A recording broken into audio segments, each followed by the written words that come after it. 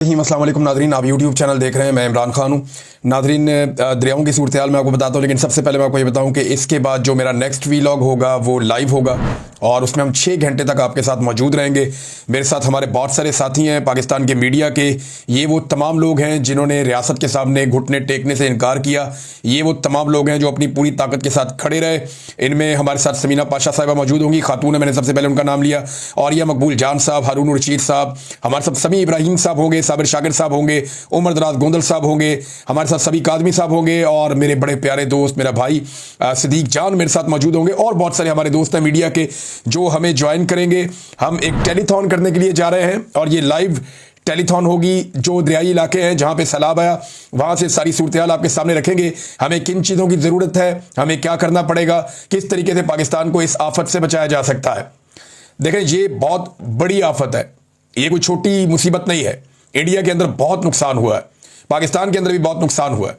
मैं भी आपके सामने चीज़ें रखूंगा, लेकिन पाकिस्तान टाइम के मुताबिक रात 8 बजे से ऑनवर्ड हम एक टेलीथॉन करने जा रहे हैं जिसमें हम सारे पाकिस्तानी अपने अपने तौर पे सैलाब मुतासरीन की मदद करेंगे। हम सारे मिलकर फंड रेजिंग करेंगे और फिर उस फंड को सैलाब मुतासरीन के लिए हम खर्च करेंगे। हमने एक चीज़ का तहैया किया सब लोगों ने मिलकर कि हमने किसान को वापस खड़ा करना है, खासतौर पर छोटे किसान को जिसकी फसल तबाह हो गई, जिसका खेत तबाह हो गया।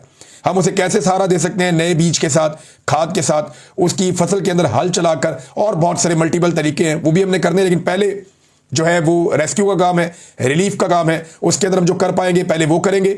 और ये सारी चीज़ें ग्राउंड पे अभी भी बहुत सारे लोग कर रहे हैं।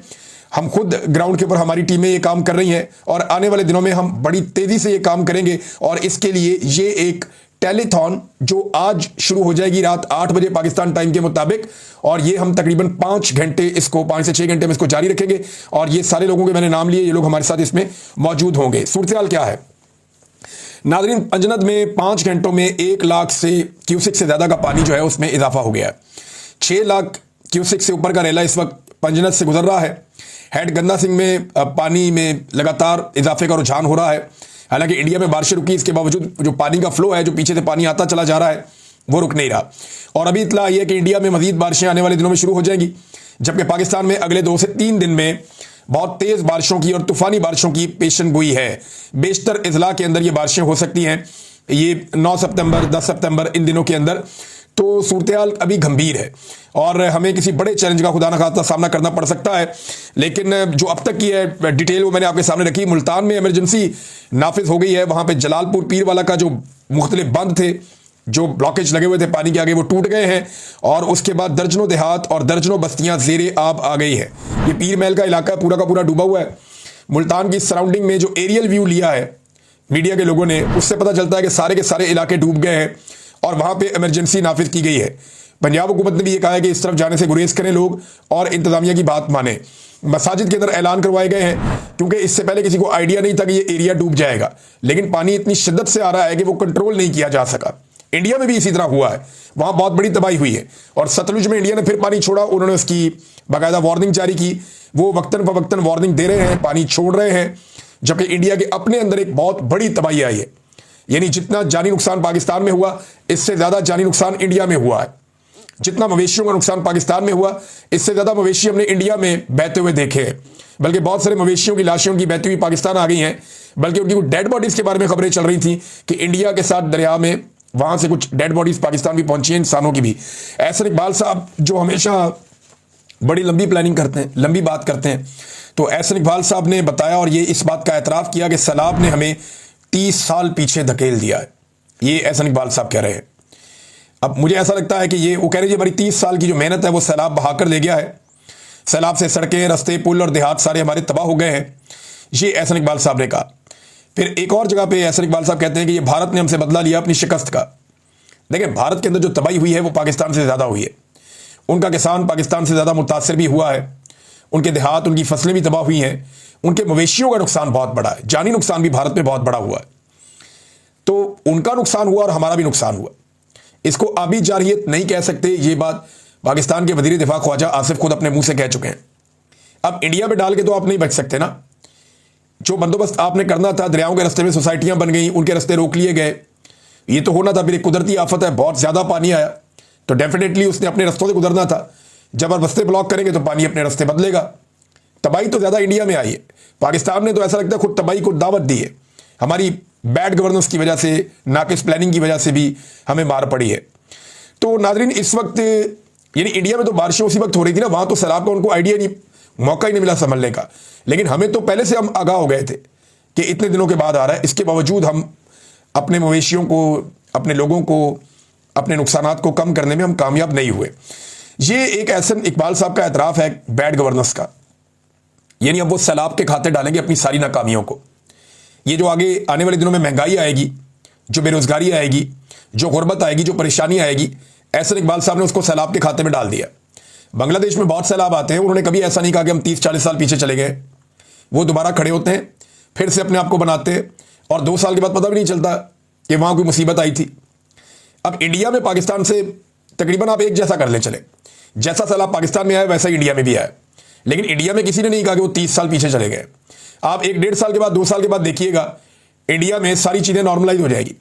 लेकिन पाकिस्तान में क्योंकि हुकूमत अवाम के ऊपर ही छोड़ देती है, वो मुतासरीन के ऊपर ही छोड़ देती है कि अपनी कमर खुद ही सीधी करो, अपना इलाका खुद ही ठीक करो, अपने मामलात को खुद बेहतर करो, लिहाजा यहाँ पे फिर चीज़ें जल्दी ठीक नहीं होती। तो इस तरह के बहाने बनाए जाते हैं, जनाब सैलाब की वजह से हम तबाह हुए, वरना हम तो बहुत कोई स्विट्जरलैंड बनने जा रहे थे।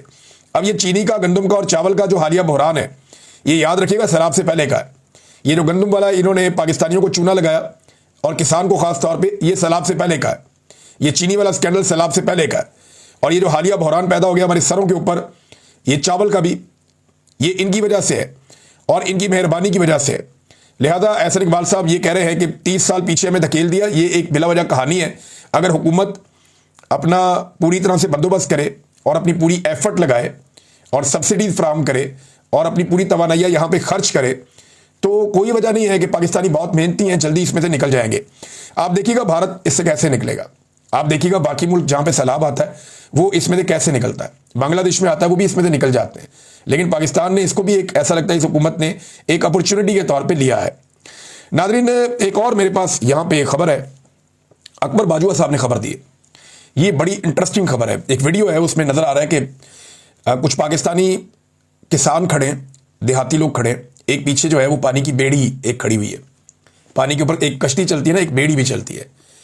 वो सजाद अली के गाने में शायद आपने सुना होगा, जो लोग नहीं जानते कि बेड़ियाँ, तो ये बेड़ी जो होती है ये पानी के ऊपर चलती है और इसको एक लंबे डंडे के साथ चलाते हैं ज़मीन में। उसका वो दरिया के नीचे जाके वो लगता है 30-30, 25-25 फुट लंबा एक डंडा होता है, उसके ज़रिए से इसको ले जाते हैं। बाद औक़ात कोई चप्पू से भी चला लेते हैं छोटी बेड़ी को, लेकिन ये डंडे के साथ चलती है ज़्यादातर।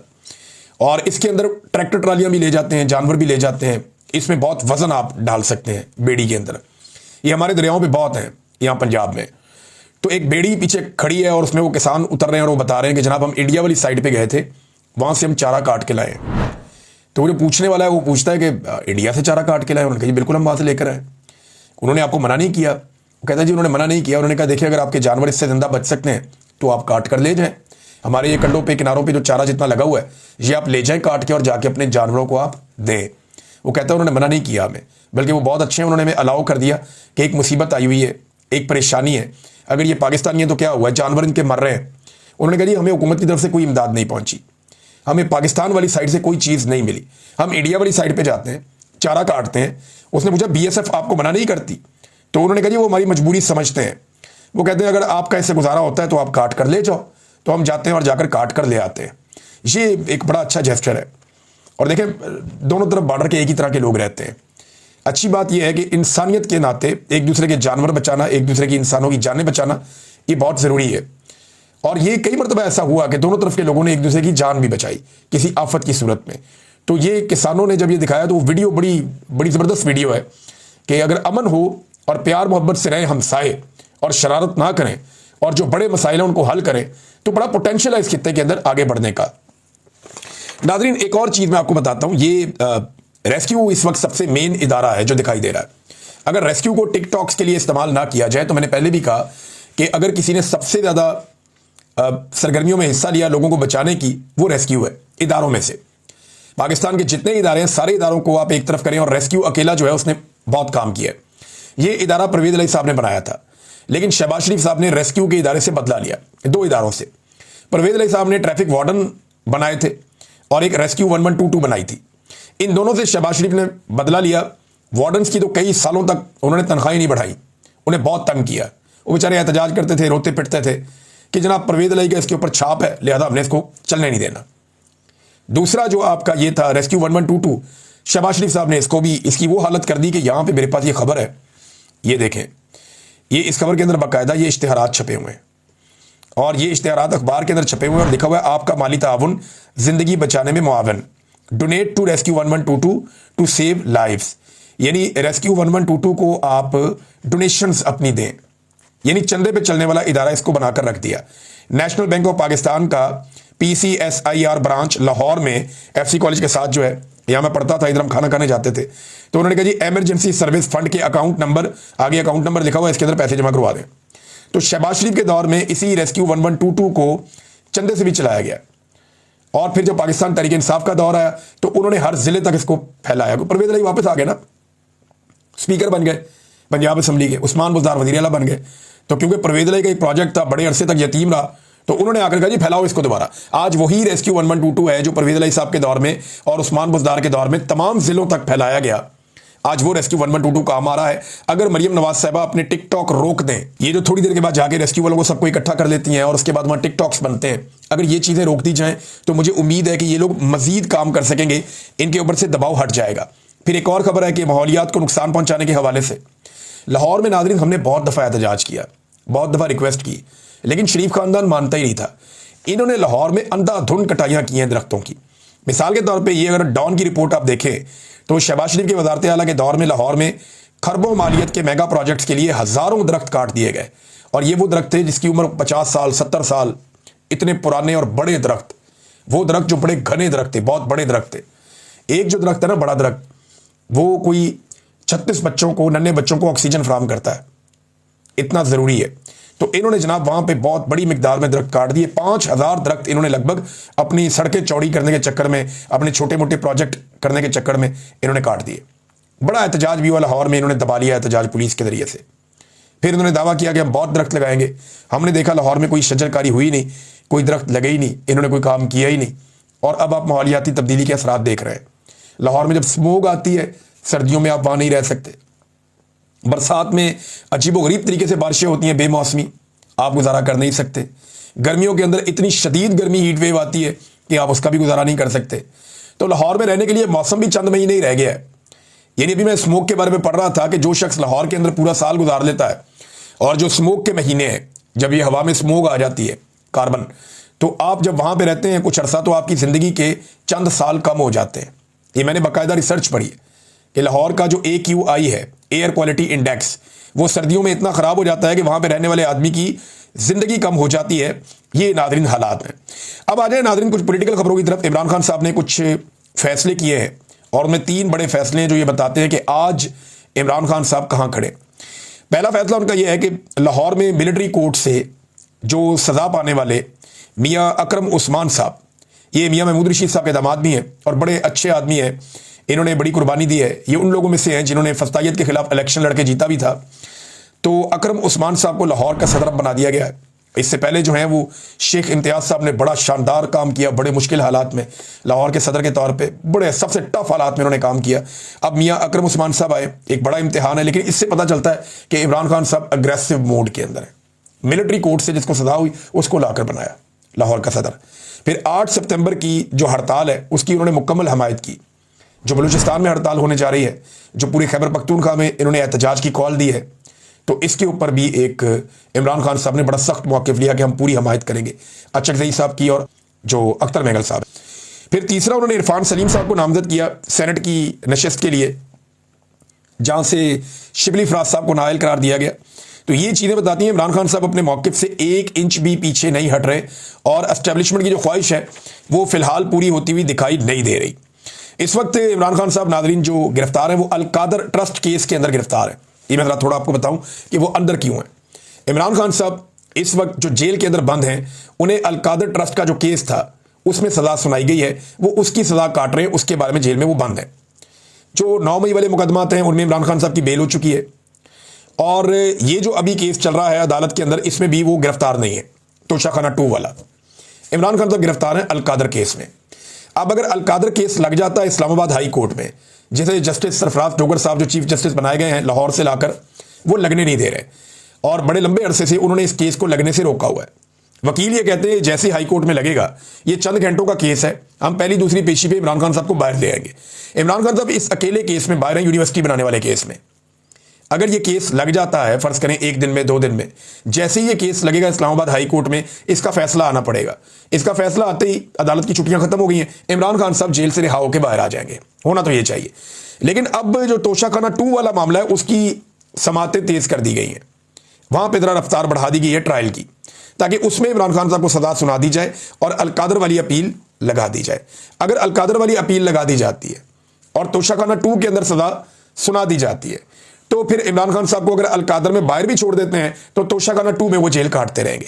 फिर उसके अंदर भी 2-3 महीने गुजारने का मौका मिल जाएगा कि वो अपील करेंगे, अपील नहीं लग रही। तो उन 2-3 महीनों के अंदर इमरान खान साहब को अंदर रखने के लिए फिर 9 मई को इस्तेमाल किया जाएगा कि कहीं इमरान खान साहब को फाइनली 9 मई की सजा सुना दी जाए। तो अभी तो सिस्टम इमरान खान साहब को अंदर रखने के लिए पूरा जोर लगा रहा है और इमरान खान साहब की जान खतरे में है। इसके बारे में भी लोग बात करते रहते हैं, बार बार बात करते हैं। और जो शरीफ खानदान है, उन्होंने एक्सटेंशन का जो एक फैसला किया है, उसके लिए उनकी जानिब से कुछ शराइत हैं, कुछ दूसरी जानिब से भी बातें हैं, और वो बातें मार्केट में आ गई हैं और जो रह गई हैं वो भी आ जाएंगी आने वाले दिनों में। ऐसी चीज़ें कोई छुपी नहीं रहती। आलिया हमजा साहिबा ने एक फैसला किया है मंगल वाले दिन के हवाले से, और उनका फैसला ये है, आलिया हमजा साहिबा ने कहा कि अरकान सूबाई असम्बली जितने भी हैं पंजाब के, और जो वेस्ट पंजाब के तमाम टिकट होल्डर, ये जो मगरबी पंजाब या जिसको आप कहते हैं अडियाला के आसपास वाले जितने इजला हैं, उनके सारे टिकट होल्डर्स, स्टेक होल्डर्स, तंजीमी ओहदेदारान, यूनियन कौंसिल लेवल तक के ओहदेदारान और वकला, वो सारे 9 सितंबर बरोज़ मंगल दोपहर 1 बजे अडियाला जेल के बाहर उन्होंने बुलवा लिए हैं आलिया हमजा साहिबा ने।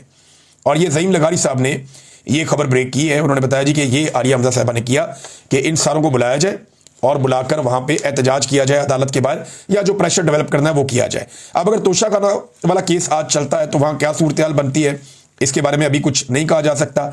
लेकिन इमरान खान साहब के वकला का ये मानना है कि इससे पहले कि इमरान खान साहब बाहर आए जेल से, कोशिश की जाएगी कि उन्हें तोशाखाना में सजा दे दी जाए, ताकि अगर दूसरे केस में बाहर आते हैं अलकादर वाले में, तो तोशाखाना वाले में उन्हें अंदर रखा जा सके, और फिर तोशाखाना वाले केस में अंदर रखते हुए 9 मई वाले केसेस में कोई राह हमवार की जाए और मैक्सिमम टाइम इमरान खान साहब का जेल में गुजारने का बंदोबस्त किया जाए। देखते हैं क्या होता है। अब तक के लिए इतनी, अपना ख्याल रखिएगा, अपने चैनल का भी।